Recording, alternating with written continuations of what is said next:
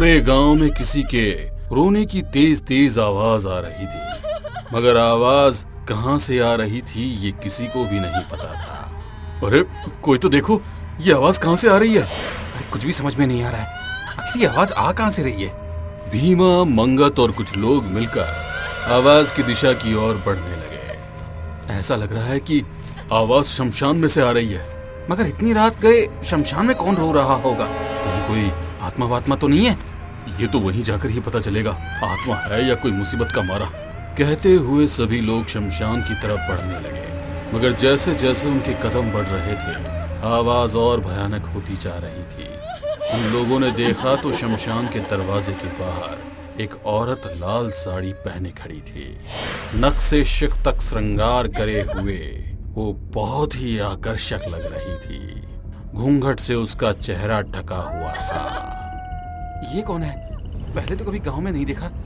आधी रात के वक्त शमशान के बाहर यहाँ क्या कर रही है?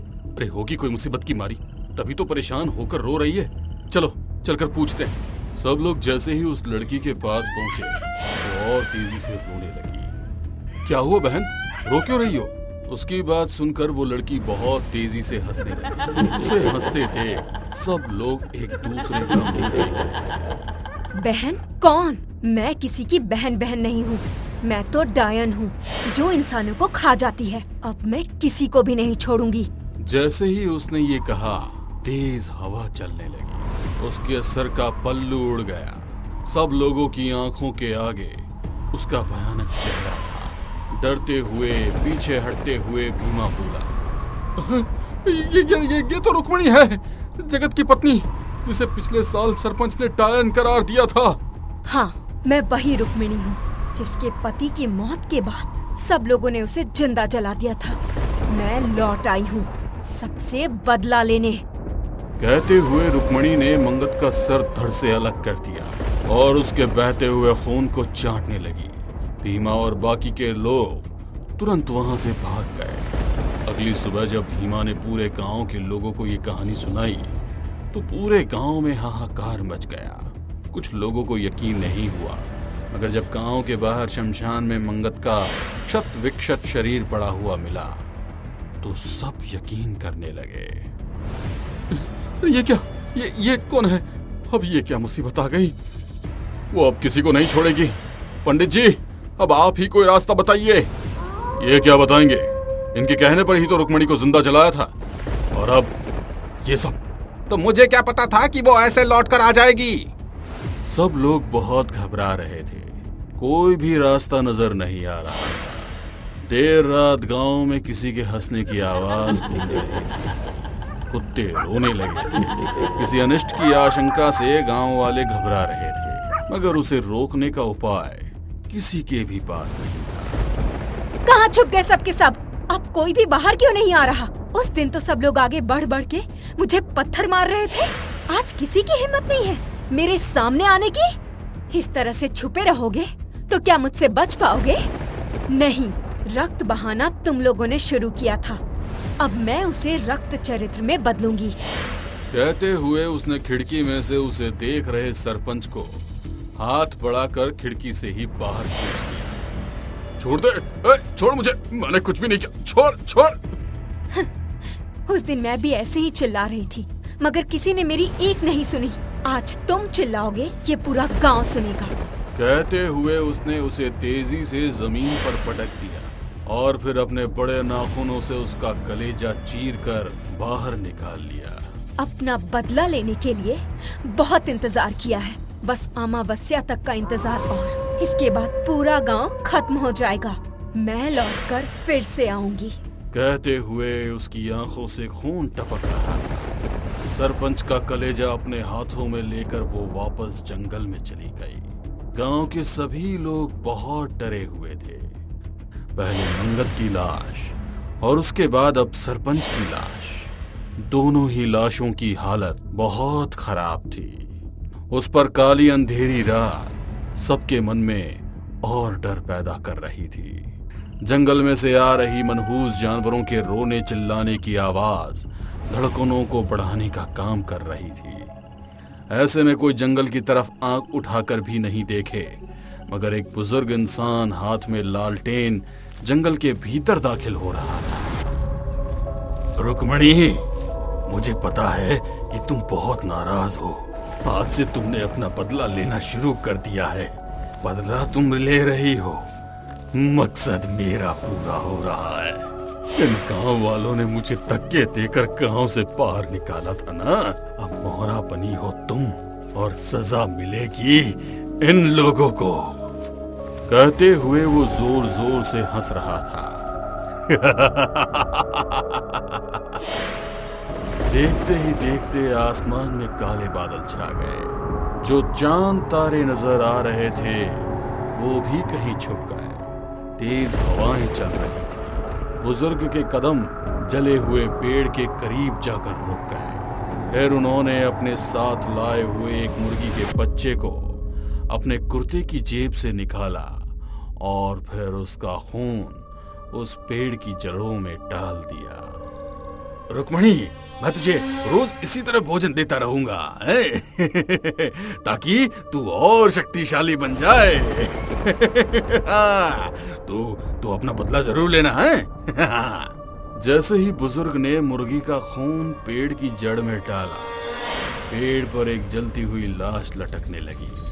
जलती हुई लाश में इतनी गर्मी थी कि उससे बुजुर्ग के हाथ पैर झुलस गए, मगर फिर भी वो गांव वालों से बदला लेने के लिए अभी भी वहीं खड़ा था। तभी अचानक कहीं से एक काली बिल्ली आई और उसने उस बुजुर्ग के शरीर को नोच लिया। उसके शरीर से खून बह रहा था। वो जलती हुई लाश उस बहते हुए रक्त का भी आस्वादन कर रही थी। दूसरी तरफ मंदिर में पुजारी जी परेशान होकर बैठे थे। उन्हें समझ नहीं आ रहा था कि अब क्या करना है। हे ईश्वर, अब आप ही रास्ता बता सकते हैं कि इस मौत के खेल को कौन रोक सकता है। कोई तो मार्ग होगा। अगर गुरुजी यहाँ पर होते तो इस भयंकर विपदा से अवश्य निपट लेते और गांव को बचा लेते, मगर अब हम क्या करें। कहते हुए उन्होंने अपनी आंखें बंद कर ली। उनकी आंखों से लगातार आंसू बह रहे थे। कहते हैं ईश्वर को सच्चे मन से याद किया जाए तो ईश्वर कोई ना कोई मार्ग अवश्य बता देता है, मगर ईश्वर ने पंडित जी की सहायता करने के बजाय विपरीत माहौल पैदा कर दिया था। मंदिर में जल रहे दिए फड़फड़ाकर बुझ गए। पूरे मंदिर में शॉर्ट सर्किट हो गया। रोशनी के लिए एक छोटा बल्ब भी नहीं चल रहा था। आसमान में काले घने बादल मंडराने लगे और तेज हवाएं चल रही थी। हे ईश्वर, ये क्या हो रहा है? किस अनिष्ट की ओर इशारा कर रहे हो?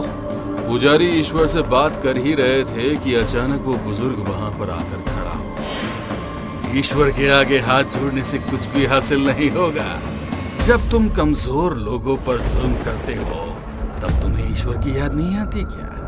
ईश्वर भी तुम जैसे लोगों का साथ कभी नहीं देगा। रामेश्वर, तुम यहाँ? तुम्हें तो गांव से बाहर निकाल दिया था ना? हाँ, मुझे तुमने गांव से बाहर निकाल दिया था, मगर अब मैं लौट आया हूँ और अपने साथ रुक्मणी को भी लेकर आया हूँ। जिसने भी हम लोगों पर जुल्म किए हैं कोई नहीं बचेगा। गलती तो हमसे हुई है, मगर ईश्वर अपने नादान बच्चों की रक्षा अवश्य करेगा और साथ ही रुक्मणी को भी मुक्ति मिलेगी। पंडित जी ने कहा ही था कि मंदिर की घंटियां अपने आप बजने लगी। सर पर त्रिपुंड, हाथ में रुद्राक्ष की माला, चेहरे पर सूर्य सा तेज लिए एक दिव्य आकृति मंदिर में नजर आ रही थी। उसका तेज इतना ज्यादा था कि रामेश्वर सहन ही नहीं कर पा रहा था। गुरुजी, आप इस सूक्ष्म रूप में यहाँ पर कैसे पधारे हैं? कुछ लोगों की गलती का खामियाजा पूरे गांव को भुगतना पड़ रहा है, जो मुझसे देखा नहीं गया। इसीलिए मुझे यहाँ पर आना पड़ा। आने वाली अमावस्या तक रुक्मणी की आत्मा और ज्यादा शक्तिशाली हो जाएगी, क्योंकि अंधेरा पूरी शक्तियों को ताकत देता है। इसलिए अमावस्या पर उसके कहर को रोकने के लिए पूरे गांव में रोशनी करना, कोई भी अंधेरे में ना रहे, और उस दिन विशेष पूजा करना ताकि वो किसी का अनिष्ट ना कर सके। उस पूजा में भी सूक्ष्म रूप से शामिल रहूंगा। गुरुजी की बातें सुनकर पंडित जी के मन में बहुत भय व्याप्त हो गया। इसे देख गुरुजी गुस्सा होकर बोले, बुरा काम करते हुए डर नहीं लग रहा था, अब अच्छा काम करने के लिए तुम्हें डर लग रहा है, तो उस दिन उसकी आत्मा की मुक्ति का भी प्रयत्न करेंगे। अमावस्या के दिन पूरे गांव में अच्छे से रोशनी की व्यवस्था की गई थी। गांव के बीचों बीच पंडित जी और वो कुछ लोग जिन्होंने रुक्मणी को मारा था हवन के लिए बैठे थे। सूक्ष्म रूप में गुरुजी भी हवन की आहुतियां पढ़ रहे थे। रिपीट। तभी तेज हवा चलने लगी और गांव में जो भी रोशनी की थी सब अंधेरे में बदल गई। हवन कुंड भी बुझ चुका था। मैं किसी को माफ नहीं करूंगी और मेरी मुक्ति। कहते हुए उसने जो लोग हवन पर बैठे थे उन सबको हवा में उछाल दिया और उन लोगों को एक एक करके मौत के घाट उतार दी गई। और तो क्षमा की प्रतिमा होती है। इन लोगों से जो गलतियां हुई उसे भूल जा, माफ कर दे इन्हें। मैंने तेरी मुक्ति का प्रबंध कर दिया है। मेरी मुक्ति तभी होगी जब इस गांव वालों से बदला ले लूंगी। रुक्मणी का कहर पूरे गांव पर बरस रहा था। वो लोगों को मार रही थी मगर गुरुजी अभी भी जाप कर रहे थे। तभी रुक्मणी की आत्मा खुद को बंधन में महसूस कर रही थी। किसने मुझे बांधा? छोड़ो मुझे, छोड़ो! देखते ही देखते रुक्मणी की आत्मा धुआं बनकर गायब हो गई। रुक्मणी, इन लोगों को माफ कर दे। हमने तुम्हारी लाश का विधिवत अंतिम संस्कार कर तुम्हारा पिंडदान किया ताकि तुम्हें मुक्ति मिल सके। और गांव वालों सुनो, किसी को भी यूं परेशान करना खुद के लिए मुसीबत के द्वार खोलना है। आगे से ध्यान रखना।